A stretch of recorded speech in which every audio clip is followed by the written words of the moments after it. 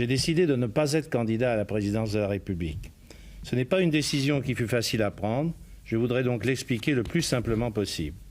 Lui qui a dit non à la présidence de la République, lui qui a consacré sa vie à la politique, Madame, Monsieur, bonsoir. Jacques Delors, qui s'est éteint la semaine dernière à l'âge de 98 ans, a reçu un hommage national aux Invalides ce matin. Nous y reviendrons dans quelques instants, mais d'abord son portrait dans ce reportage.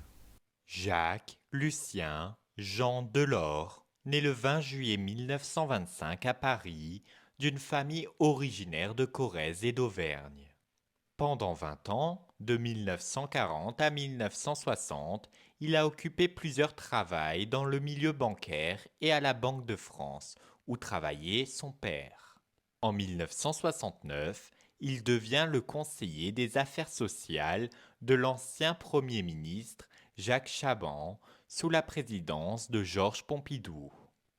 Puis, 5 ans plus tard, en 1974, il adhère au Parti socialiste avant de rentrer en 1979 au Parlement européen, où il est devenu président de la Commission des affaires économiques et monétaires avant de démissionner en 1981.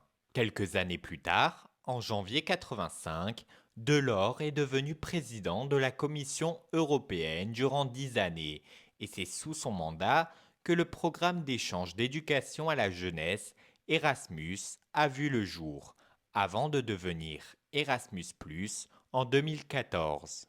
Sous Mitterrand, il est devenu ministre de l'économie jusqu'en 1984. En 1994, alors grand favori de l'élection présidentielle, il crée la surprise en annonçant sur le plateau de 7 sur 7 d'Anne Sinclair qu'il renonce à se présenter à la présidentielle de 1995. J'ai décidé de ne pas être candidat à la présidence de la République. Ce n'est pas une décision qui fut facile à prendre. Je voudrais donc l'expliquer le plus simplement possible. En 2004, il sort ses mémoires, où il expliquera pourquoi il a dit non à la présidence de la République et se livre sur sa carrière et son parcours.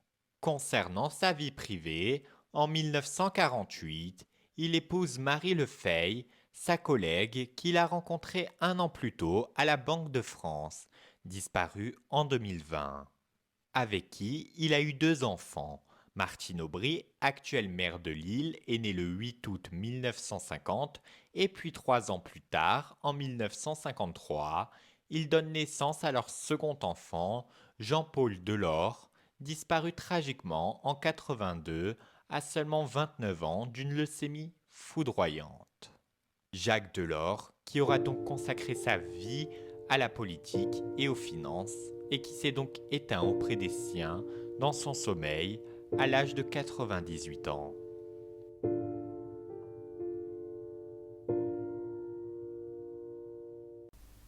Comme je le disais juste avant ce reportage, un hommage national lui a été rendu ce vendredi matin aux Invalides en présence notamment du chef de l'État Emmanuel Macron et de sa fille, la maire de Lille, Martine Aubry, et tant d'autres invités venus lui rendre un dernier hommage. Revenons sur cette cérémonie d'adieu grâce à ce reportage.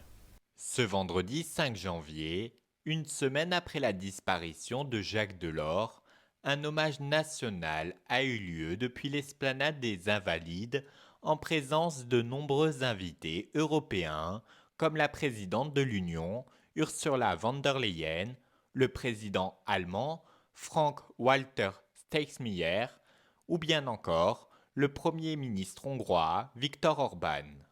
Sa fille, l'actuelle maire de Lille, Martine Aubry, qui a participé à l'organisation de cet hommage, était présente, mais n'a pas pris la parole durant la cérémonie présidée par le chef de l'État Emmanuel Macron et qui a commencé dans les alentours de 11 heures ce matin, après l'arrivée du président et de sa compagne, la première dame Brigitte Macron. Une première marseillaise a retenti et le cercueil a par la suite fait son arrivée dans un silence complet.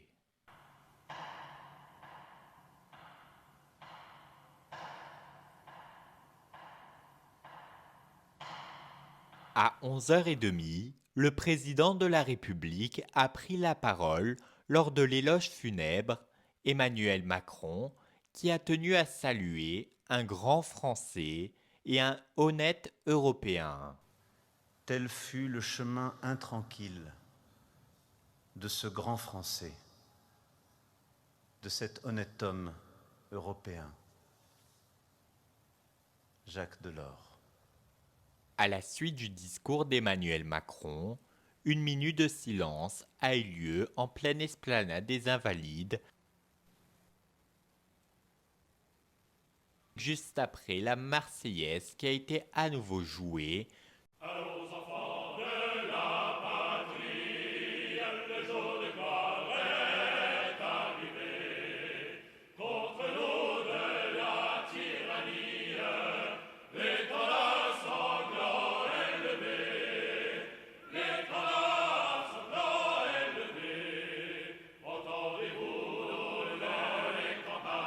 Suivant l'hymne européen, l'Ode à la joie de Beethoven, qui a retenti devant une dizaine de dirigeants.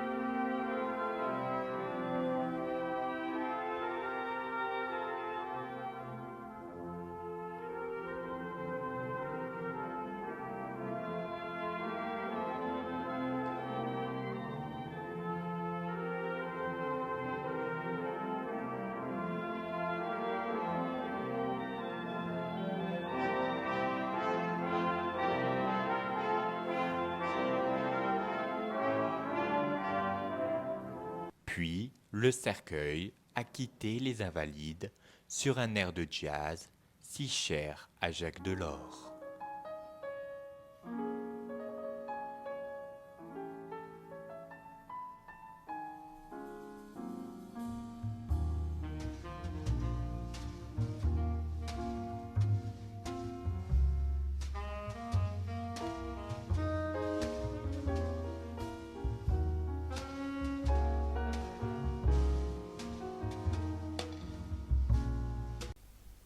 Et c'est ainsi que se termine cette édition spéciale consacrée donc à l'hommage national à Jacques Delors qui nous a quittés la semaine dernière à l'âge de 98 ans.